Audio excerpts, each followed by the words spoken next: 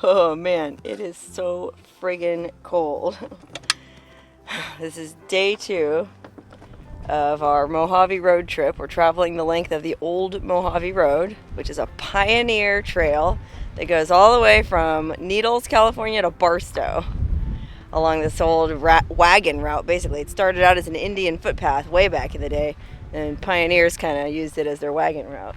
And it started way out yonder on the shore of the Colorado River, just outside Bullhead City.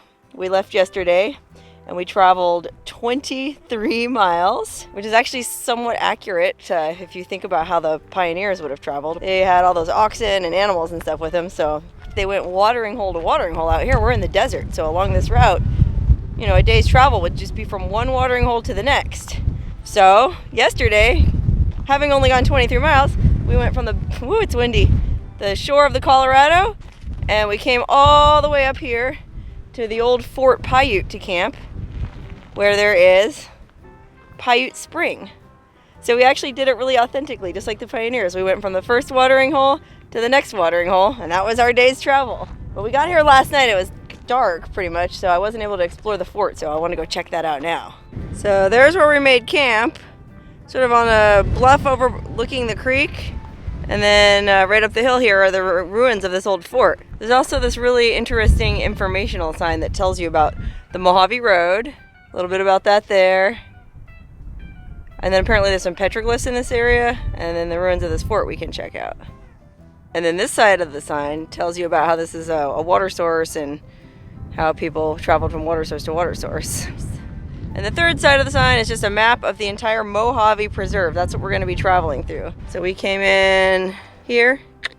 This is the whole road we are going to try to travel. I don't think we're going to be able to make it the whole way because it rained last week and it's supposed to rain later this week. And this Soda Dry Lake will be an actual lake. So we'll probably only be able to get to like here and have to bail out to Baker. But hey, even if we have to bail out in Baker, it's still going to be an amazing adventure. That being said, yesterday, our 23 miles, we only went here to like here. So if we want to get all the way to the end, we have today's Tuesday morning. We have Wednesday and Thursday. So we have basically 3 full more days of travel to go. We might be able to make the whole thing. Let's see. But first, before we leave this spot, I want to check out the ruins of this fort. Let's go look at it.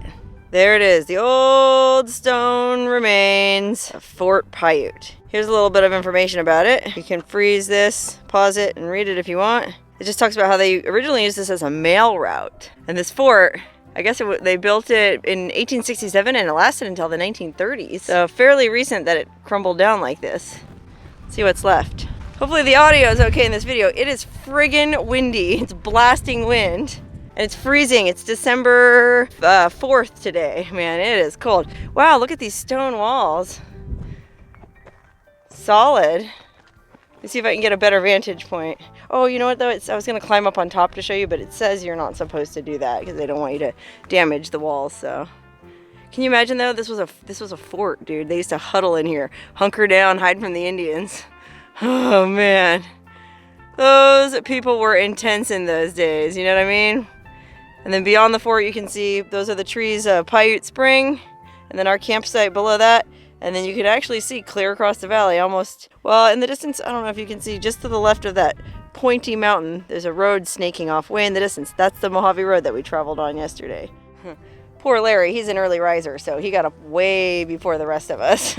But he came and hiked down to the creek down here, and he said he found some petroglyphs. So I came down here myself to see what I could see. I mean, petroglyphs or no, it's friggin' beautiful down here. And then look at that creepy cave up there to the right. I'll see if I can hike up to that. Let me see though, he said there was a petroglyph over here. Oh yeah, look on this rock here. Oh, that's cool. I don't know what it's supposed to represent. Yeah, he said there was a ton of them all down in here along this creek. So, see if I can see any more.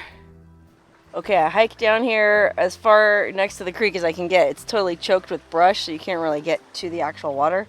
But listen. I don't know if you can hear that, but it's a pretty good flow going through this creek. If you had a machete, you could cut through it and get to plenty of water to feed your oxen and, wash your clothes or whatever these pioneers would have had to do. Now, we're lucky. we brought an 8-gallon water container that's in the car, so I don't have to go cutting through this brush and mess with it. In fact, I'm doubly lucky because Larry made coffee this morning, so I didn't even have to mess with it. But then again, he actually owed me a huge solid because he left his cell phone in my car last night. He was sleeping in a tent and I slept in my car. Well, he left his phone in my car and he left his alarm clock on and it went off at 5:30. Thanks a lot, Larry.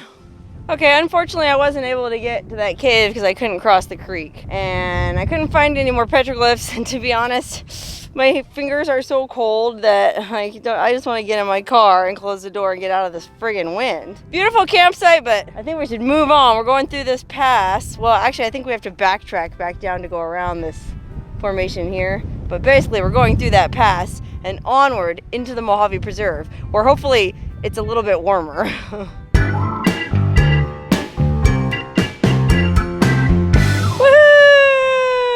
We finally left camp and got back on the road, and I'm not sure you can see in the distance there, the road lays stretched out before us, full of exciting surprises for the day. I can't wait to find out what we're gonna find today. I'll show you a panorama of where we are. We just summited the mountain pass, and now we're going down, dropping down into the Mojave Preserve. Okay, so that's the way we came from, way off in the distance there. That was where the Colorado River was, and we came all the way across that plain. We camped at the base of these mountains last night by the fort, and we just wound our way up, up, up, up, up. We came over the summit. There's my rig. I'm traveling with Larry. Larry's doing the navigational stuff, reading the book, which, by the way, that book has proven to be an invaluable resource. I mean, this dude describes every step of this route in perfect detail. And then there's Myron's rig. He has the most tricked out rig out of the three of us. And then there's Jessica. She's in the lead there in her rig. I mean, these are great conditions for a road trip like this, or an overland trip.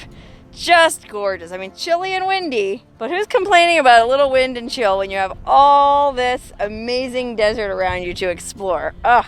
I mean, you can see for yourself, this landscape is vast and desolate. Beautiful country. It's like Louis L'Amour country. You expect to see cowboys riding out on horses. I mean, it's just spectacular. And then there's these random, odd little hidden surprises here and there, like this awesome sign erected for some dude's private property.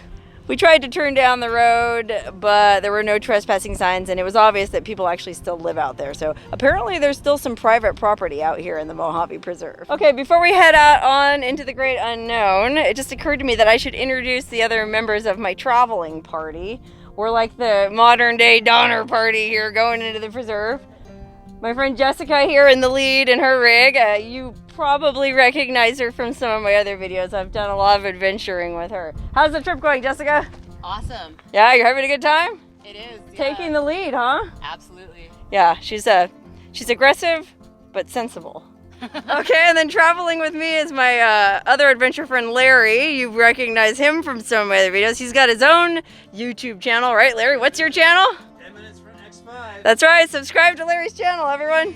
Yeah, he needs subscribers. So Larry's riding along with me in my rig, and he's just tenting it because his car's only all-wheel drive, and he didn't feel comfortable taking it on this road. Okay, and then the third member of our party here, or the fourth member, third rig, is my friend Myron, and he's got a badass Toyota 4Runner. In fact, I've known Myron since before I had my 4Runner, and he kind of inspired me to get mine. So thank you, Myron. How's the trip going for you? Fantastic. Yeah, it is. I mean, this is like the world's biggest playground out here. He's got all the serious gear, though. He's got a high lift jack, he's got max tracks, he's got a winch on the front. Oh, he's even got a snorkel. Look at that. Whoa. So Myron is he's our go-to SOS dude. Woo! All right, traveling along. We came to a monument and a little parking area and a signpost. So we decided to pull in, see what's what, and also use the opportunity to take a little lunch break. Because it's noon now, and I don't know, all this four-wheeling really works up an appetite. Let's see what these signs say. Mojave Desert Outpost. Call for reservations? What? Reservations for what? We're in the middle of the Mojave Preserve. But check this. This is interesting. This Mojave Desert outpost. Please take one. Looks like it's a brochure for a campground.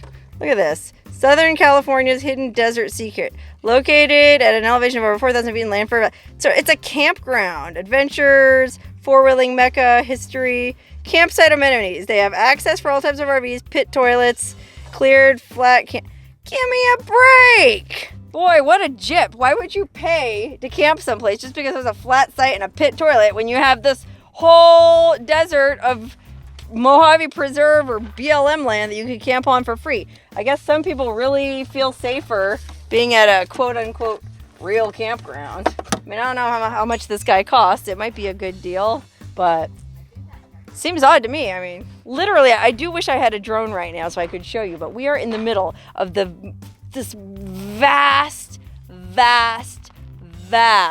empty valley. I mean, you could literally camp just about anywhere. Now, there are some pockets of private property, but they're well marked with no trespassing signs. And we've passed a number of excellent campsites with little stone fire rings. So I don't understand why anybody would want to go to this campground, but hey, it takes all kinds of people to travel around the desert. Now let's go check out what's on the other side of this pillar.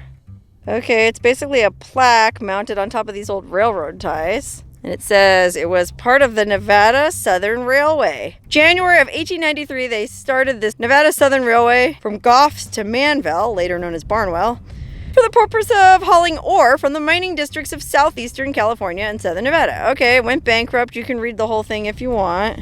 Pause the screen if you like. But just to sum it up, it was a part of an old railroad. It kept washing out. I guess it just became impractical to maintain. And, well, there's still a portion of it down here that we're standing on, I guess. That's kind of cool. And then look here. It says that this plaque was put up by the Ancient and Honorable Order of E. Clampus Vitus. Clampers! I'm actually really interested in this whole E. Clampus Vitus organization. It's like a historical club that gets together and puts up signs like this.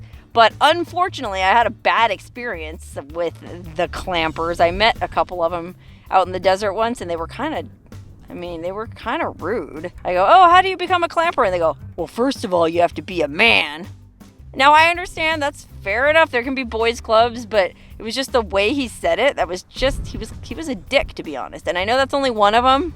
And there's probably a lot of cool people in the clampers. In fact, I know a guy who's a member, and he's really cool. Just that one guy in particular I met kind of soured me on that whole organization. I kind of want to start my own organization and put my own plaques up, you know? Don't allow any men in that one. No boys allowed, girls only. No, I'm just kidding. I would never discriminate on the basis of sex. Who cares? I mean, that's what's cool about our expedition crew here. We got 2 guys and 2 girls. Each of us is providing a different strength and service. We all work together fine. I don't know. It would never occur to me to limit my traveling partners to only one gender. What are you going to do? Like I've said before, and I'll say again, it takes all kinds of people.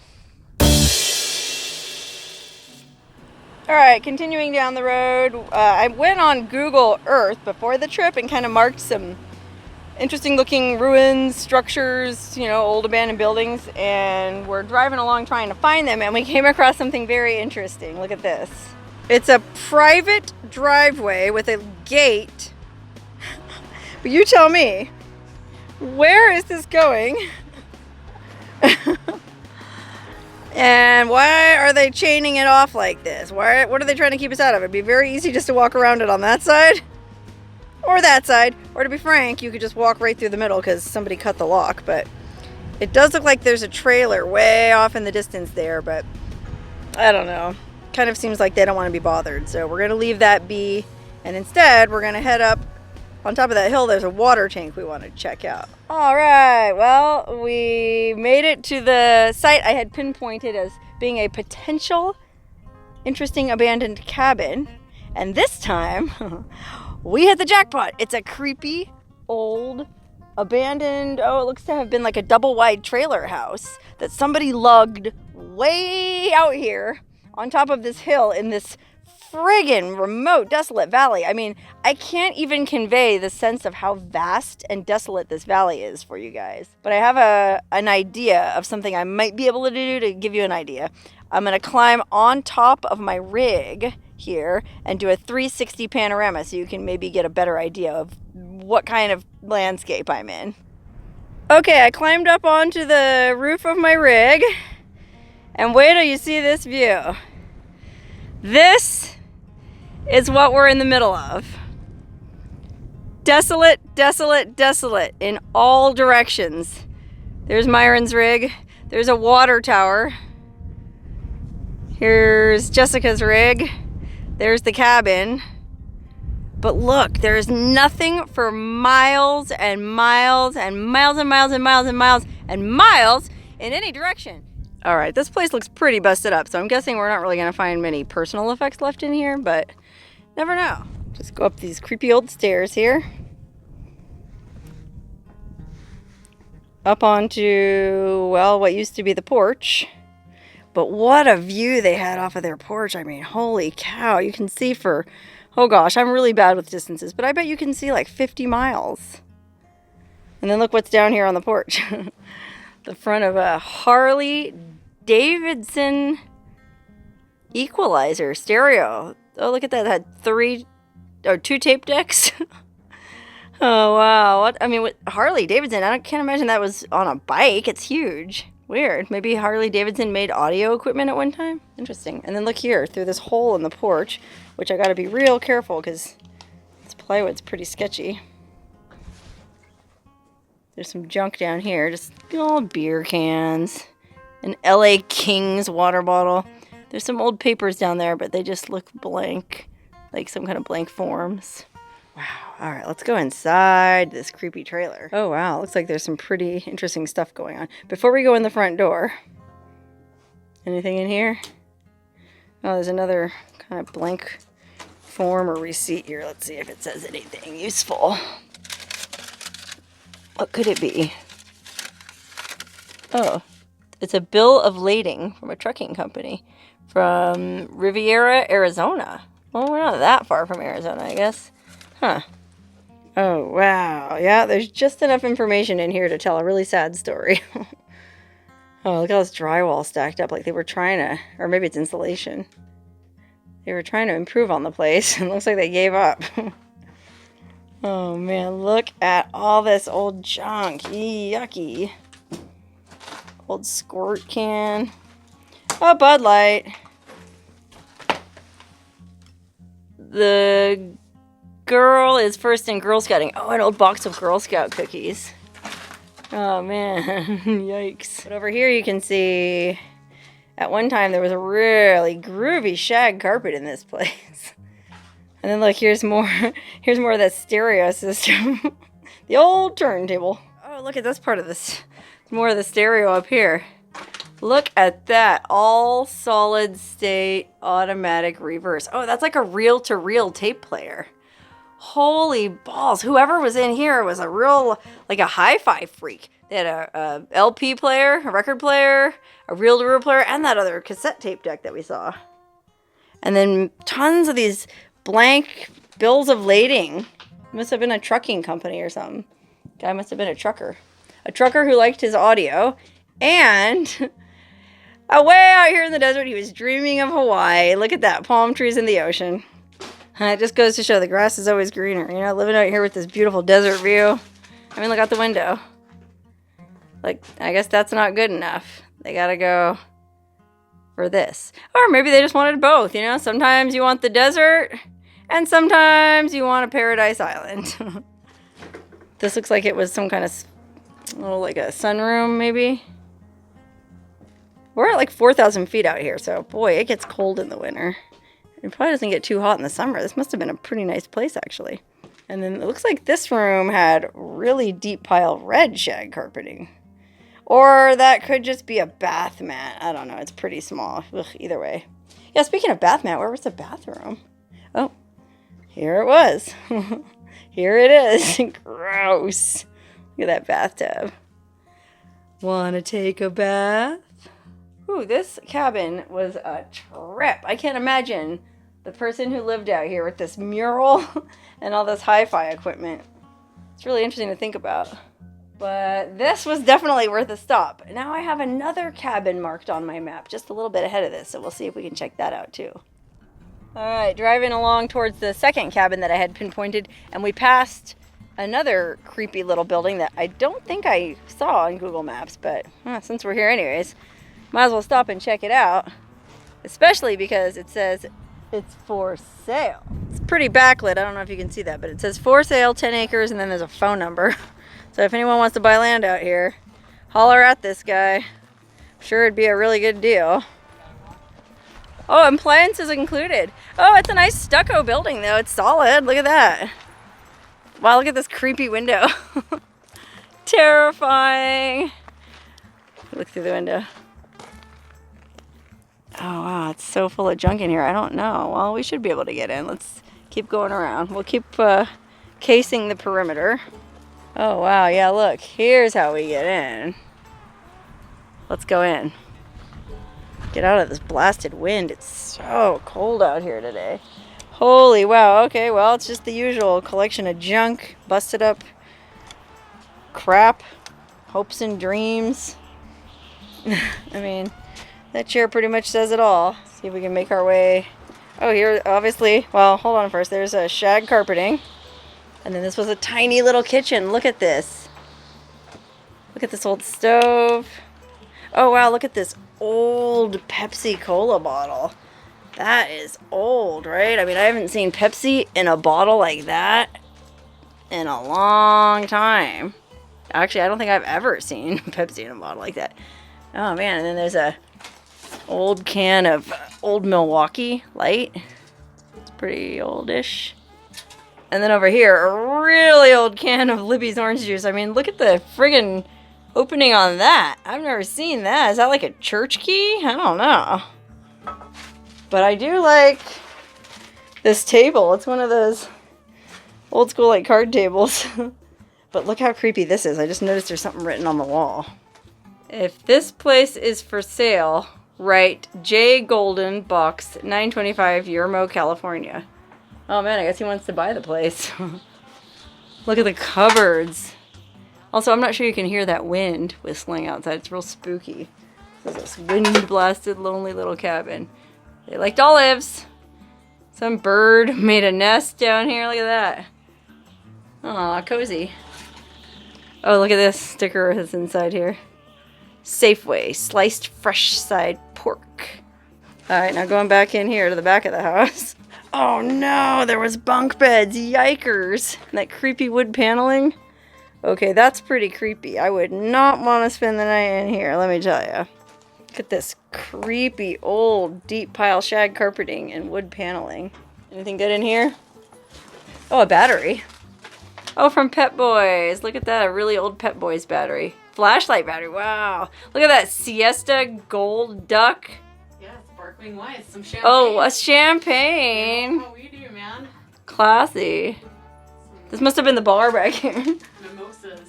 Yeah, this was like the little bar room. They had a little grill back here. Oh man, yuck, it's dirty in here. Oh my god, look at my boots, you guys. They're like, there's junk all over them. I gotta go clean them off. Yuckers. It's all stuck to the bottom of my boots. Horror movie, look, it won't come off. Yikes. Get me out of here. Ew.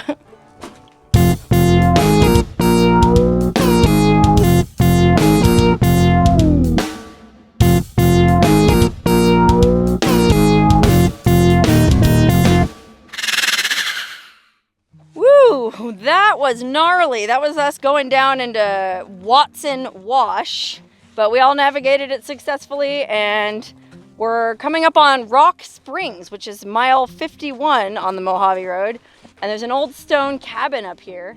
Here's the informational sign about it. Oh man, looks like they had a rough time out here.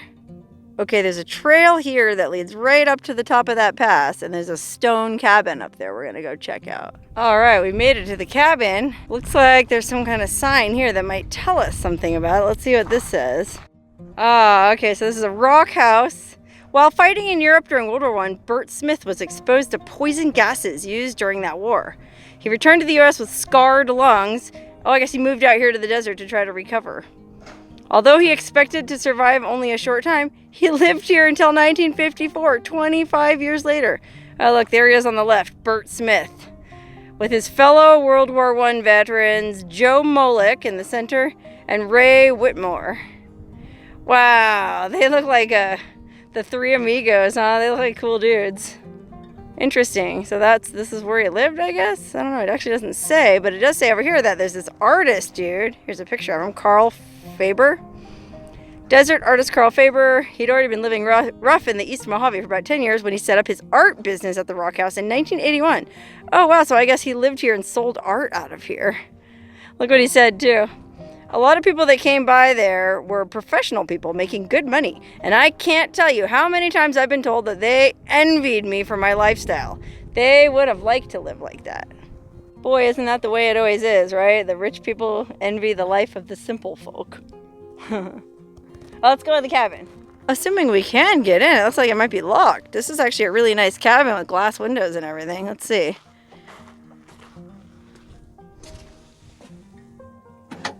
Oh man, locked. Let's see. Can't really see through the window here. Oh yeah, we can. Oh man, it's nice. Boy, I sure would like to get in there. Let's keep going around. See if there's maybe another door. Dang, listen to this roof. It's one of those corrugated metal roofs and it's windy today. The whole place sounds like it's gonna fall apart. Oh look, here's a back door. Maybe we can get in here.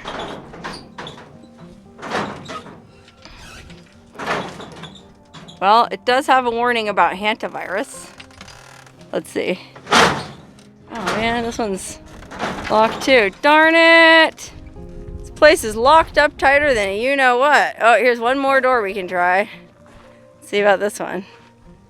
Man, he had a lot of doors on this little house. Oh god, I got all excited. Something's blocking it though. Well, at least we can peek in the window this way. I mean, to be honest, there's really not much in there. It's empty, but it would still be cool to be in there because it looks solid. It'd be a cozy place to spend the night. I mean, especially because of this friggin' chimney. Look at that. You could have an awesome fire in there. It'd be so cozy. Look, there's our 3 rigs way down there across the valley. Kind of gives you an idea of how vast this landscape is. Well, we struck out on every cabin that we tried to go explore this afternoon.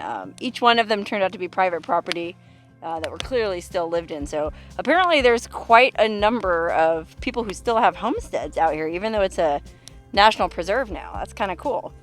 But we proceeded out of the Lanfair Valley and we found this awesome place to camp. Unfortunately, it was pretty much dark by the time we got here, so I can't really show you, but I'll show you in the morning.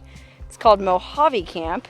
Kind of sheltered by a bunch of boulders, so this blasting freezing wind isn't battering us like it did last night. And we're firing up the campfire. Everyone's getting ready making dinner. I think I'm gonna make some Frito pie. Last night I ate a cold dinner because we had breakfast at the hotel in the morning. I wasn't really hungry. I just had some snacks for dinner. But tonight I'm hungry, man. We worked up an appetite off-roading and I want a man's meal. I'm gonna sleep well tonight and be ready and recharged for day 3.